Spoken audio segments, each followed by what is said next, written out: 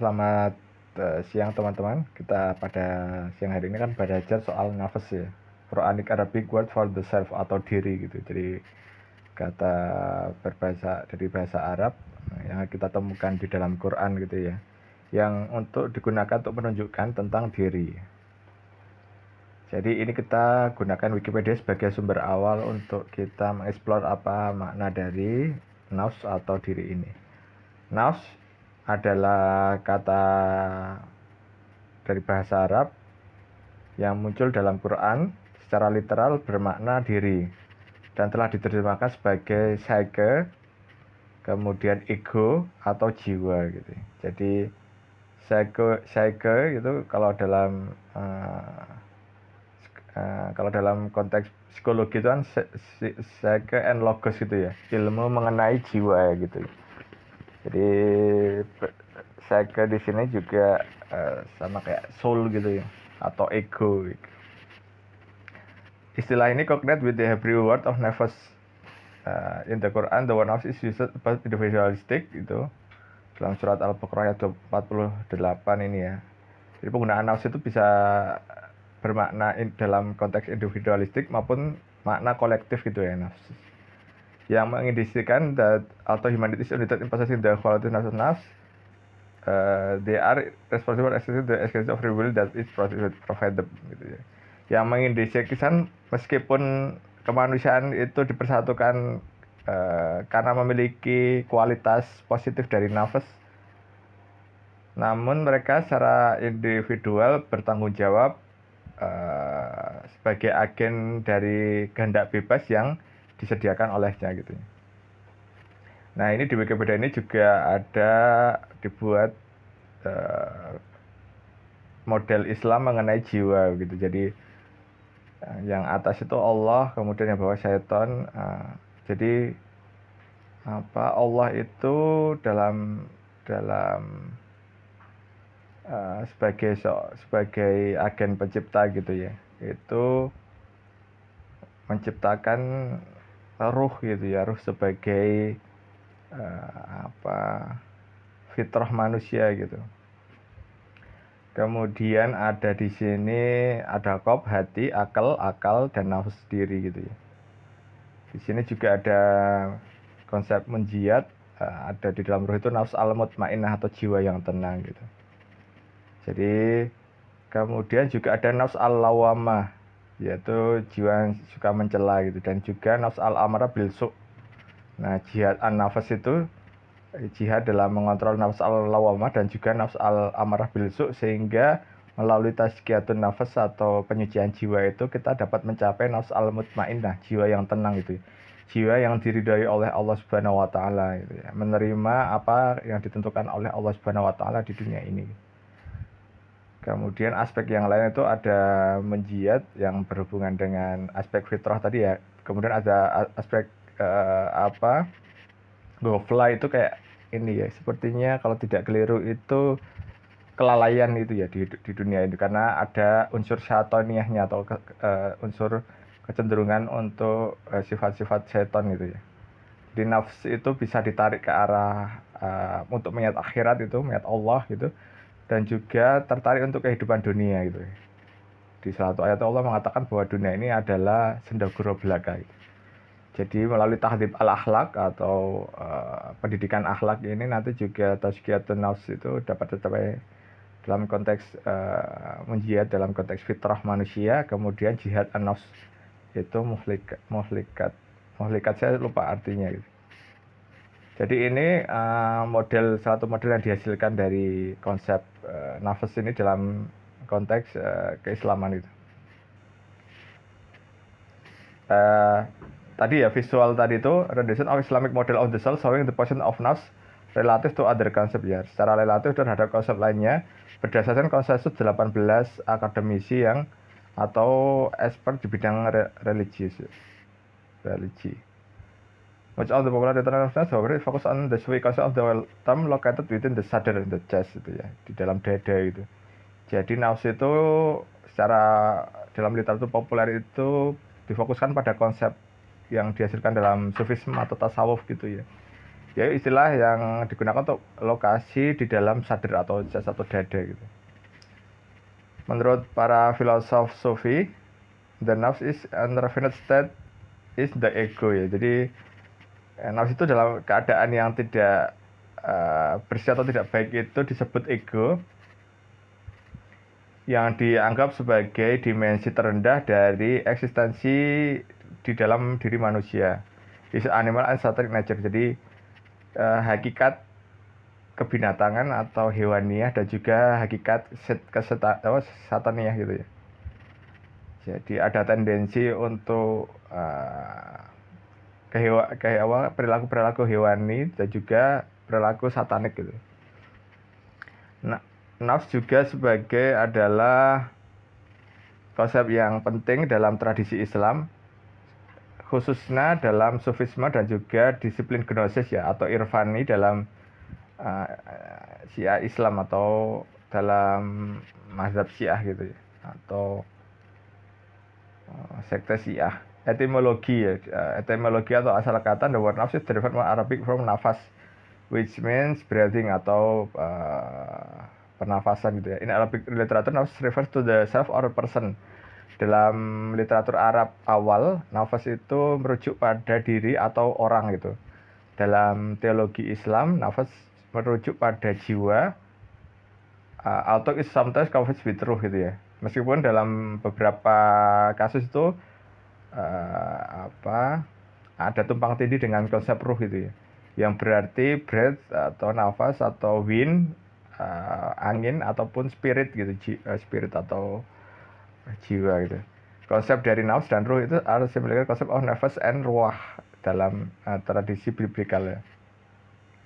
Kemudian di sini ada konsep Quranic, the three letter root nun fasin ya. Nun fasin itu muncul dalam 298 kali dalam Quran yang in four derived form ya, dalam 4 bentuk turunan gitu. Yang pertama adalah tanafasa, kemudian yang kedua ya tanafasi, dan 200 ya, itu tadi satu bentuk tanafasa, satu bentuk ya tanafasi, 295 kali sebagai kata benda nafas, kemudian satu kali sebagai aktif partisiple mutanafisun gitu. Quran itu mengakomodasi pentingnya konsep nafas dalam diri individu, menunjukkan pada agensi kehendak bebas dan juga kecerdasan.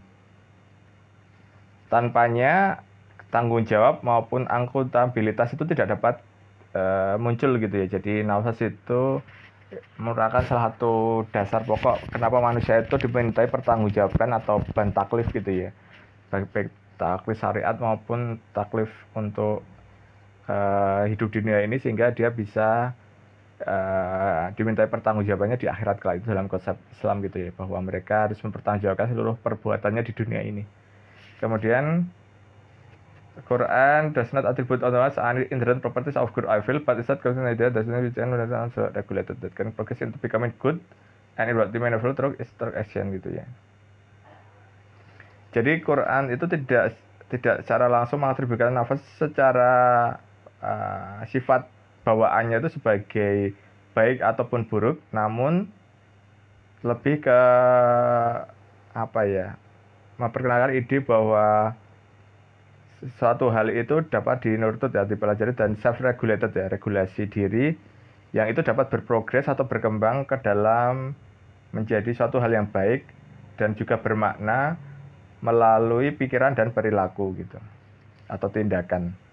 Jadi konsepsi Quran tentang nafs therefore has many modalities undertone, much like German philosopher Friedrich Nietzsche conception of Superman or Superman, as suggested by Muhammad Iqbal, a prominent Muslim scholar of philosophy, going as far as Nietzsche as prominent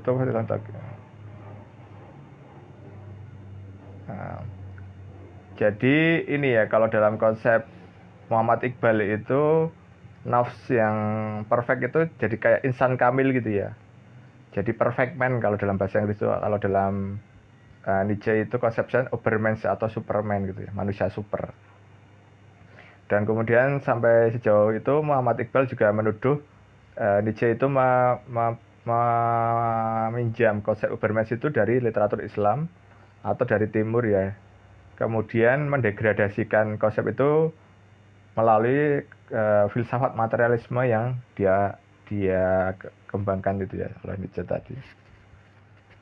Kemudian di sini juga ada konsepsi sufi mengenai nafas itu ya.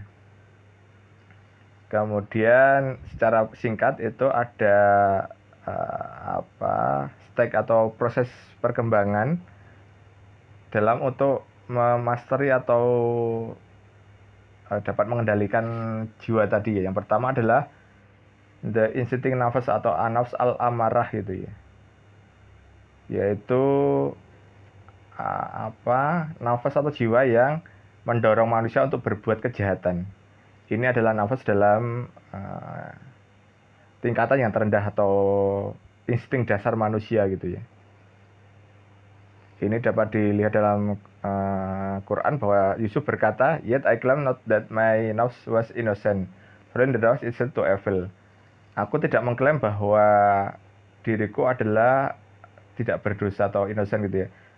Sesungguhnya nafas itu mendorong pada perbuatan jahat itu. Quran surat 12 ayat 53. Kemudian Islam menekankan pentingnya untuk melawan atau berjuang melawan nafas dalam Quran gitu ya. Dan juga sebagaimana di dalam hadis gitu. Dalam salah satu tradisi itu megang makna bahwa Nabi Muhammad setelah pergi berperang itu, we now return from the small struggle atau jihad asghar gitu ya, atau jihad yang kecil, to the big struggle atau jihad akbar gitu ya. Kemudian sahabat bertanya, "Wahai Rasulullah, what is the big struggle?" He replied, "The struggle against temptation," gitu ya. Jadi perjuangan melawan nafsu gitu atau temptation. Meskipun ini nanti hadis ini dipertanyakan ini ya, apa kesahihannya oleh sebagian ulama gitu, karena yang dianggap jihad kecil itu dalam kenyataannya memang juga jihad yang tidak main-main gitu dalam perang Badar itu ya. Kemudian kita bisa lihat ada juga setelahnya, setelah nafs al-amarah itu tadi juga ada self accusing nafs ya, self yang mencela dirinya sendiri atau nafs al-lawamah ya. Dalam surat Al-Hiyam the self accusing nafs itu ya, surat ke-75 ayat 2, di mana conscience is awakened and the soul accuse one of listen to one's ego, once repent and ask for forgiveness. Jadi di mana kesadarannya itu muncul dan diri itu mencela dirinya sendiri yang terpengaruh oleh egonya sendiri. Kemudian mencari pertaubatan dalam dirinya sendiri dan juga memohon ampun kepada Allah Subhanahu wa taala itu. Jadi ini an-nafs al-lawwamah, nanti juga ada nafs at-peace atau an-nafs al-mutmainnah atau jiwa yang tenang gitu. Dalam surat Al-Fajr, ya ayuhan nasul mutmainnah. Ya ayuhan nafsul mutmainnah. The nafs at peace gitu ya. The ideal state of ego for Muslim. Jadi tahap ideal dari ego seorang muslim itu adalah dalam nafs al-mutmainnah, jiwa yang tenang itu ya. Pada level ini one is firm in one faith and leave bad manner behind gitu. Jadi dalam tingkatan ini seorang muslim itu memegang erat itu, memegang teguh keyakinannya atau imannya dan juga meninggalkan perilaku buruknya atau akhlak mazmumah itu di belakangnya. The soul becomes tranquil at peace ya. Jadi jiwa itu menjadi tranquil ya, menjadi damai, tenang, menerima apa yang dituntutkan oleh segala ketentuan dari Allah Subhanahu wa taala gitu. At this stage, follower of Sufism are relevant the story of all materialism and worldly problem and satisfied with the will of God. Jadi sudah selesai dengan segala permasalahan dalam dunia dan juga merasa damai, tenang, menerima secara total apa kehendak Tuhan atau Allah gitu. Di sini ada juga for additional state of nafs, itu ada the inspired nafs, al-nafs al-mulhamah, the pleasant nafs, an-nafs ar-radiyah, the pleasing nafs, an-nafs al-mardiyah, the pure nafs, an-nafs as-safiyah. Kemudian ini ada urutan nafs, perkembangan nafs itu ya. An-nafs al-amarah, an-nafs al-lawamah, an-nafs al-mulhamah, an-nafs al-mutmainnah, an-nafs ar-radiyah, an-nafs ar-mardiyah, dan an-nafs as-safiyah. Kemudian juga karakteristik nafas, pride, takabur, tamak, hasad. Kemudian lus itu ya, syahwat, gibah, backbiting, bukhul, bakhil, malis gitu ya. Malis. Nafs dan jihad itu. Jadi ini konsep awal soal nafs tadi semoga bermanfaat sehingga kita dapat mencapai tahap nafs al-mutmainnah dan berkembang seterusnya tadi seperti yang tahap yang dijelaskan di artikel Wikipedia ini.